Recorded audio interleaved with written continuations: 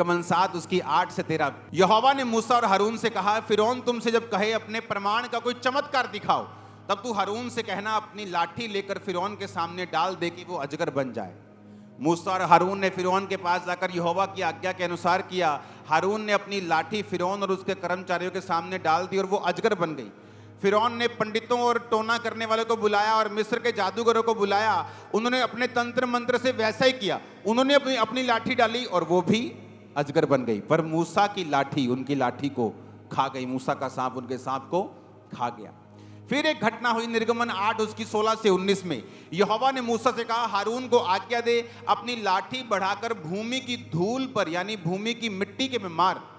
जब मिट्टी पे तू मारेगा तो मिस्र देश में वो कुटकियां बन जाएंगी, एक तरह के कीड़े मकोड़े बन जाएंगे। और उन्होंने वैसा ही किया और हारून ने लाठी को ले हाथ बढ़ाकर भूमि की धूल पर मारा और मनुष्य और पशु दोनों पर कुटकियां हो गईं, जुएं टाइप हो गईं। वरन सारे मिस्र देश में भूमि की धूल कुटकियां बन गई। जादूगरों ने चाहा कि वो अपने तंत्र मंत्र के बल से हम भी कुटकियां ले आए, परंतु ये उनसे ना हो सका। इस प्रकार मनुष्यों और पशुओं दोनों पे कुटकियां बनी रही। तब जादूगरों ने फिरौन से कहा, ये तो परमेश्वर के हाथ का काम है। मैं ये कहूं कि फलाना बंदा भी जादू की सहायता से ही हीलिंग कर रहा है, तो परमेश्वर कह रहा है, ऐ लानती इंसान, तू क्या कहने की कोशिश कर रहा है? चलो मैं कहना कि ओदे च की है शैतानी आत्मा, मेरे च की है प्रभु दी आत्मा। हां, बाइबल कहती जब बड़ा मिरेकल बढ़ते गए तो शैतान के लोग भी वो कर नहीं सके, लाठी बना दी उन्होंने। पर जब बड़े मिरेकल होने लगे, पूरी भूमि पे कुटकियां बन जाएं, वो जादूगरों से नहीं हो सका। तुम्हारी चर्च में मच्छर भी हील नहीं होते, वो भी सिरदर्द लेके आते, सिरदर्द लेके चले जाते। तुम लोगों का सिरदर्द भी हील नहीं कर पाते, और जब यहां कैंसर हील होते हैं तुम बोलते हो शैतान जादू टोने की वजह से।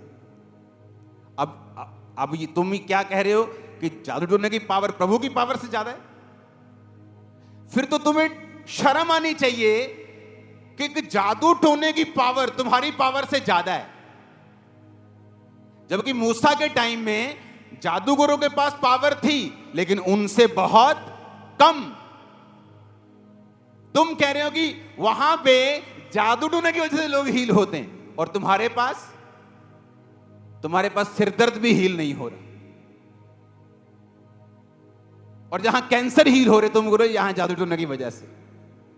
बाइबल कहती जादू और टोना करने वाले भी एक लेवल के ऊपर नहीं जा पाए। फिर तो तुम्हें शर्म आनी चाहिए। शर्म इस बात के लिए कि जादू टोना करने वाला मुझसे बड़ी हीलिंग कर रहा है, तुम प्रभु से फाइट नहीं करते। प्रभु ऐसा कैसे हो सकता है?